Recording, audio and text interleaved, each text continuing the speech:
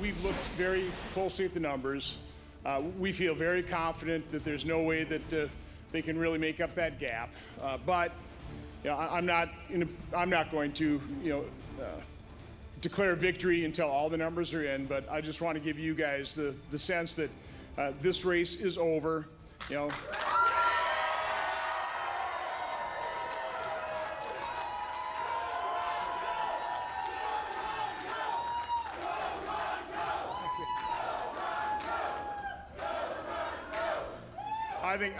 Quite honestly, I think anybody looking at the numbers would have to admit that fact. But for whatever reason, they're not willing to call it. There is Ron Johnson there in Wisconsin. Not exactly claiming victory there, but just enough to keep the supporters happy there. So we're going to talk about what's happening in Wisconsin. But let me just reset for you here. 4 key Senate races still undecided at this hour, including the one in Wisconsin between Mandela Barnes and Ron Johnson. You heard Ron Johnson saying, hey, look, we looked at the numbers. Not yet sure. We don't believe right now that they can make it up, but I don't want to declare victory right now. Let's go now to CNN's Lucy Kafanov. She joins us now from Milwaukee with the very latest. So we heard from Ron Johnson. What are you hearing there as you're on the scene in Wisconsin? Well, it's been a fascinating night in a deeply divided, truly purple state. We have two-term incumbent Republican Senator Ron Johnson in a challenge, facing off a challenge by the Lieutenant Democratic Governor Mandela Barnes in a race that was incredibly competitive, with 94% of the vote in, though Johnson ahead by something like 33,000 votes, which is a significant number in a state where races often come down to the wire. And as you heard in that soundbite there, Johnson not declaring victory, but basically declaring victory.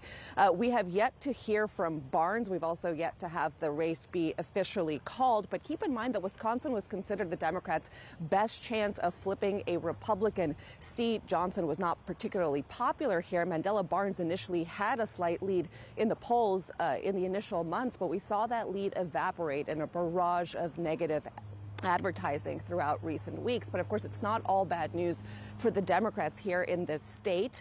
Governor Tony Evers has won his reelection bid. That is, at least according to CNN projections, against his Republican challenger, preserving the Democrats' veto power in a state where the legislation was seeking veto-proof supermajorities. And if the race is actually called for Senator Ron Johnson, this would be the first time in 24 years that we've seen a split ticket here in Wisconsin. Guys?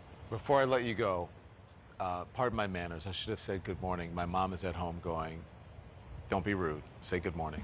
I raised you better than that. Good morning to you. It's Lucy still Kafanov. night here for us. But good morning anyways. Thank you very much. We appreciate it. Let's head over to, speaking of good morning, sir. How are you? I was nervous you weren't going to say good morning to me. I was going to call you out. I would say, don't you have something you want to say first to me? My mom would say, I'm not the only one in here. Say good morning. So where are we All in right, Wisconsin? this is Wisconsin, where things stand in the Senate race right now. You see Ron Johnson ahead by 32,000 votes, about 1.2%, 94% in. Where is there still vote to be counted? Let me take this down to 90. I know you like when I do this. I do the slide, the electric slide right there.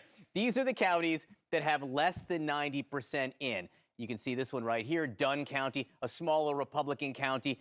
Ron Johnson could pick up some votes here, but not very much. You're not talking about tons of vote there.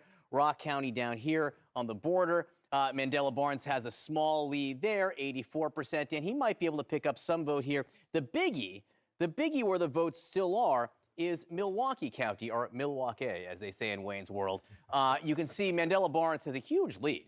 He leads by 41%, which is outperforming what Joe Biden did there. He would need to pick up, essentially, in Milwaukee County alone, the overall vote total, the 32,000 votes that he is trailing Ron Johnson. It's a tough order, tall order, to be sure. This race has not been projected yet, largely, I assume, because Milwaukee is still out there. And as we just heard from Lucy, CNN has projected that the winner of the governor's race will be Democrat Tony Evers. You can see he's 83,000 votes ahead. So there is a difference between Tony Evers and Mandela Barnes. Evers 83,000 ahead, Barnes 32,000 votes behind. All right. John Berman, thank you very much. And by the way, good morning. Good morning to you. We're getting a little punchy here in Milwaukee. So